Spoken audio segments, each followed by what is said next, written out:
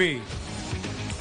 A las 8:52 recibimos al defensor del pueblo, doctor Walter Gutiérrez, quien ha venido a presentarnos un documento elaborado por la Defensoría a propósito de los 13 años de acción para prevenir y resolver conflictos sociales. El valor del diálogo es el título de este libro, que intenta sintetizar una metodología y sacar lecciones de lo aprendido a lo largo de los años durante los que existe esta adjuntía para la prevención de los conflictos sociales y la gobernabilidad. Buenos días, señor defensor del pueblo. Fernando, buenos días. Aldo, Patricio, buenos días. Sí, como bien lo has dicho, en efecto se trata de un documento que concurrentemente a otros dos instrumentos, el mapa interactivo y un software que estamos presentando, vienen a resumir todo el trabajo que a lo largo de 13 años ha hecho la Defensoría en lo que se denomina prevención,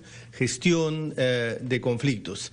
Y en este documento hay datos muy reveladores, muy interesantes. Les doy un dato, por ejemplo. En el 65% de los conflictos, el Estado apela al diálogo cuando ya estamos en una situación de crisis o cuando ya escaló la violencia. Y solo en el 18% de los casos apela al diálogo en una fase temprana. Cuando lo hace en esa fase temprana, en un alto porcentaje, son diálogos exitosos. Esto por lo menos revela que tiene una vocación un poco reactiva el Estado, o utiliza el diálogo como un remedio y no como un instrumento propio de un sistema democrático. Porque si asumimos, que la libertad es una virtud democrática, la libertad por encima de la esclavitud, la igualdad por encima de la desigualdad, bueno, el diálogo por encima de la violencia. Pero, a ver, no hay un poquito de ingenuidad en eso. Yo lo veo muchas veces en las huelgas y en muchas ONGs, que no hay voluntad de diálogo, que el conflicto es la dinámica para ganar posiciones, que se crean conflictos. ¿Usted no nota eso? Que hay gente que simplemente no quiere dialogar, que es maximalista, que lo que quiere es ganar todo lo que pueda tomando la carretera y metiendo la pedrada. A ver, sí y no. ¿Por qué sí y por qué no? Cuando nosotros permitimos que se gane ese espacio, aquellos oportunistas, aquellos que hacen política justamente con los conflictos, va a suceder aquello que tú señalas. Es decir, el señor este la lenteja, ¿se acuerda? Totalmente. Esos políticos que cuando dialogan con el Estado, dialogan con las empresas, tienen un discurso y luego cuando van a hablar con sus supuestos representados tienen otro discurso, logran esos espacios cuando se llega tarde al diálogo. Entonces, una de las lecciones es que tenemos que utilizar el diálogo como una herramienta, como un puente para dialogar de una manera cultural. Permíteme esta idea. Cuando el Estado dialoga con una empresa, utiliza todo un conjunto de filtros y recaudos porque sabe perfectamente que si incumple esos convenios o acuerdos va a ser llevado al CIAD y va a ser llevado a un arbitraje y va a tener que cumplir. Cuando dialoga con las comunidades, no lo hace de una manera sincera y muchas veces no lo hace de buena fe. Te pongo una cifra para zanjar esto. Respuesta sobre eso. Pero permíteme, con esto termino. Con esto termino. Hay 2.500 actas y 1.000 acuerdos. 1.000 acuerdos que no se cumplen. ¿Por qué, Aldo? Porque llegamos tarde o porque en algunos casos se utiliza el diálogo como un remedio. El diálogo no es un remedio. No, yo estoy de acuerdo con usted que los tontean muchas veces. Le dicen, vamos a solucionar esto, firman el acta y se olvidaron del tema. Pero muchas veces cuando uno habla con gente que ha estado en los conflictos, no hay interlocutores. Dicen, oye, yo llegué a un acuerdo con el presidente tal de la comunidad. Y a los 2 días viene la misma comunidad y me dice que él no es el representante de la comunidad y me aparece otro representante. Llego a un acuerdo con ese representante y aparece un tercer representante. Es la informalidad también dentro del Perú. Muchas veces no tienes interlocutores. Es que todo eso que es muy caótico. Hay muchas cabezas en esto y aparece uno frente de defensa fantasmales que uno no sabe dónde sale y el señor de repente es el frente de defensa de tal sitio. No hay con quién entenderse muchas veces. Las empresas siempre se quejan de eso. Es que, de nuevo, yo estoy totalmente de acuerdo contigo. Es que ahí estamos hablando en una situación donde el conflicto ya escaló, ya hubieron protestas y ya se ganó la calle. Mira, en este informe se señala lo siguiente: el 75% de las personas encuestadas, 75%, considera que no tiene otra herramienta que la protesta, que la calle. Pero el 79% no estaría dispuesto a la violencia. El 79 no está dispuesto. ¿Eso qué quiere decir? Es un espacio para mucho de atrás, y con esto dijo también el micro, mucho de atrás es dinero. O sea, te dicen, mira, vienen y en realidad esto es una extorsión. No es diálogo, no quieren dialogar, nos están extorsionando. Me dicen, nos vienen y nos dicen, nos cierran la carretera para que no entre el camión porque quieren plata en el fondo. Y vienen y te la piden mucho de corrupción. Y vuelvo a las lentejas, ¿no? Totalmente de acuerdo, pero estamos hablando del mismo libro, pero 2 páginas distintas. Ya. Ahora, está claro, como lo señala Aldo, además, que no hay un mecanismo eficiente, que ya sea porque las empresas no entienden el terreno que pisan, que ha pasado muchas veces, no es lo que entran a la prepo y entran mal, o ya sea porque te encuentras con comunidades absolutamente politizadas, con problemas internos que son imposibles de manejar, y con gente que quiere sacar ventaja. Y sin líderes, ¿no? A veces no sabes con quién hablar. A veces ni siquiera los pueden identificar, ¿no? Bueno, ¿cómo se desenreda el nudo? Porque lo cierto es que mientras las cosas estén así, la posibilidad de diálogo es absolutamente imposible. Deberíamos tener un sistema de diálogo, el Estado, ¿qué rol debiera cumplir? O sea, ¿quién arregla este enredo?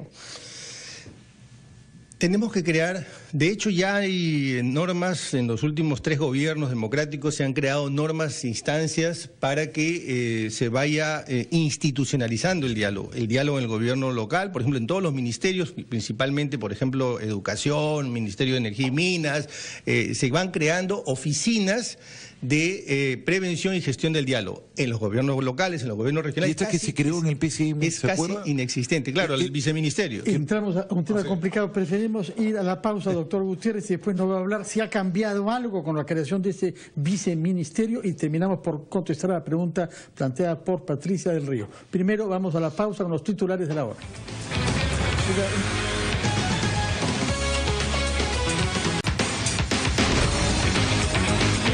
A propósito de la publicación por la Defensoría de un libro, El valor del diálogo, sobre los 13 años de la experiencia con conflictos sociales.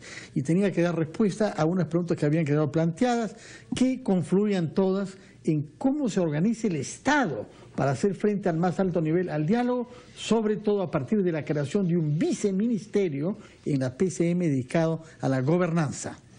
Sí, el problema es ese, justamente, que la debilidad institucional del Estado es tremenda y hay a nivel local y a nivel regional es prácticamente inexistente la prevención y gestión del diálogo, salvo muy contadas excepciones. Ya en el gobierno central se ha debilitado la prevención y gestión del diálogo. Esto es definitivo. Hay oficinas incluso que el personal y el presupuesto se ha disminuido. Y ya en el viceministerio hemos visto que tan pronto debutó este viceministerio, lo que hizo fue reducir nominalmente el número de conflictos, cuando en realidad el número de conflictos en ese momento estaba cerca de 200. Es verdad que hoy han disminuido, pero las razones son otras. Hay a la fecha 168 pero conflictos. ¿Cómo se establece un conflicto? Porque a veces me dicen cualquier cosa es un conflicto. Ponen, no sé, cosas que no deberían ser consideradas como conflicto, que son muy menores. No, en realidad... Se inflan mucho, 200, 300, y al final va si no es una cosa tan seria. A ver, una comparación. A ver. ¿Cuántos denuncios mineros, y creo que esto ya lo hemos conversado aquí, cuántos denuncios mineros se creen que hay en el Perú? Son varias decenas de miles, y activos hay más de 2000. Entonces, y hablar de 168 conflictos, de los cuales 60 y tantos % son socioambientales, es decir, están vinculados a la minería, en realidad estás hablando de un porcentaje pequeño. Y si a eso le sumas cuántos son activos y a eso le sumas cuáles son los que están en situación crítica, entonces estamos hablando de una situación, de una cantidad que no es menor. 5%. Yo sé cuál es la pregunta que viene, porque es una... periodistas inteligentes como ustedes, la pregunta que viene es, pero bastaría un solo conflicto para que el Perú arda. Miren ustedes el conflicto que había en educación, 60 días, 3,5 millones de estudiantes afectados. Bueno, es una dinámica de escalada, ¿no? Claro, es que ahí justamente ese conflicto tiene todos los elementos. Nosotros vamos a hacer un informe solo sobre ese conflicto en su momento. ¿Cuándo aparecerá? Estimo que en un mes o mes y medio como mucho, pero ese conflicto es uno de los más nocivos que han habido. Han afectado a 3,5 millones de estudiantes. Y entre dos derechos, y esto también está en el informe, entre dos derechos, el derecho a la huelga, el derecho a la protesta, el derecho a la educación, la Defensoría siempre va a optar por los más vulnerables, en este caso el derecho a la... los niños, claro. Quede usted invitado, señor defensor del pueblo, para que venga a presentarnos el informe sobre este conflicto que todos presenciamos. Encantado. Muchas gracias por su presencia. Son las 9:09. Tenemos que hacer una pausa y continuamos con la presión de noticias. Buenos días, Walter Gutiérrez. Gracias. Buenos días.